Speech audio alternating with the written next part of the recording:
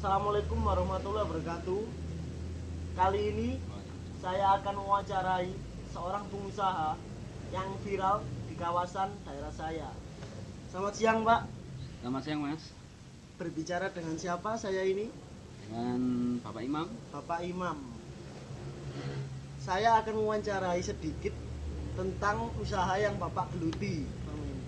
Kira-kira jenis usaha yang Bapak geluti ini jenis usaha apa? Pedagang kaki lima, Mas. Tepatnya usaha dagang bakso. Usaha dagang bakso. Untuk memulai usaha ini pada tahun berapa, Pak? Saya mengawali usaha ini awal 2011, Mas. Awal 2011 hingga 2020 ini ya, Pak ya. Iya. Untuk saat ini apakah sudah memiliki karyawan? Alhamdulillah saat ini masih satu, Mas. Udah satu ya, Pak. Iya. Rencana kedepannya mau nambah lagi apa enggak, Pak? Ya, rencana kedepannya ingin mengembangkan usaha ini sebesar mungkin lah. Insya Allah ya. Insya Allah. Nah, untuk karakter yang dibutuhkan, Pak, agar usaha ini tetap berjalan, dapat berjalan dengan baik. Karakter yang dibutuhkan ya harus semangat, Mas. Semangat. Semangat. Terus Tekun sama keuletan itu. keuletan. Iya. Pastinya semangat itu ya, Pak ya. Untuk kemampuan yang dibutuhkan untuk mengolah usaha ini. Ya setidaknya pengalaman, Mas. Pengalaman itu perlu. Ya. Ilmu untuk mengolah baksonya juga ya, Pak ya. Ya sama pemasarannya Pemasaran juga harus oke ya, Pak ya. harus. Kira-kira tantangan terbesar selama Bapak berjualan ini, memulai usaha ini, tantangan terbesar apalagi di masa pandemi COVID-19 ini, Pak. Kan jelas banyak orang yang kena lockdown, terus kerjaannya kan juga di PHK gitu. Apakah pengaruh, Pak, dalam penjualan Bapak ini?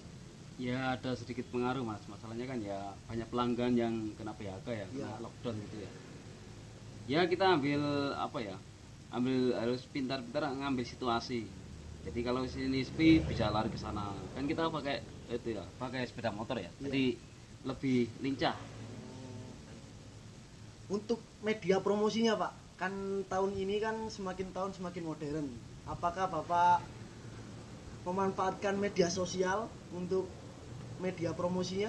Ya itu jelas, Mas. Kan kita harus ikuti alur zaman ya. Lalu zaman Apalagi sekarang ini kan kita bisa lewat WA, baik WA, semacam COD gitu ya. COD. Sama di Facebook. Facebook. Kita juga masuk di Jombang Kuliner gitu ya, kayak di Sidoarjo Kuliner. Sistem panggilan ya, Pak, jadi. Alright, iya jelas. Jadi kalau ada yang ingin membeli tinggal WA terus langsung meluncur gitu, Pak ya. Iya. Mengutamakan kepuasan pembeli itu nomor satu. Baik. Untuk kesalahan yang pernah dilakukan dan dampaknya, kan mengawali karir, mengawali usaha kan jelas selalu tidak berjalan mulus, Pak. Apakah Bapak pernah mengalami suatu masalah? Pernah, Mas. Dulu di Jombang kita sempat mengalami gulung tikar. Oh, gulung tikar. Iya. Hampir bangkrut, apa sudah bangkrut, Pak? Ya gulung tikar Hampir, itu ya hampir. Hampir. Masalahnya gini, pemasukan sama pengeluaran itu tidak sinkron. Jadi pemasukan sekian, terus pengeluaran sekian, jadi nggak sinkron lah, lebih besar pengeluarannya. Jadi saat ini harus bisa mengantisipasi. Cara mengatasinya, kalau bisa, kalau boleh Bapak menyebutkan singkatnya saja intinya, cara mengatasi masalah yang seperti itu tadi bagaimana? Ya harus mengutamakan bisnis. Masalah kita kesini kan bisnis, Mas. Kira-kira, Pak, omset per hari mencapai berapa? Kira-kira? Ya bisa dikatakan 100 sampai 200.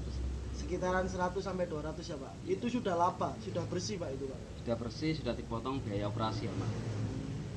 Ya. Baik, itu saja wawancara dari saya mengenai pengusaha di kawasan saya.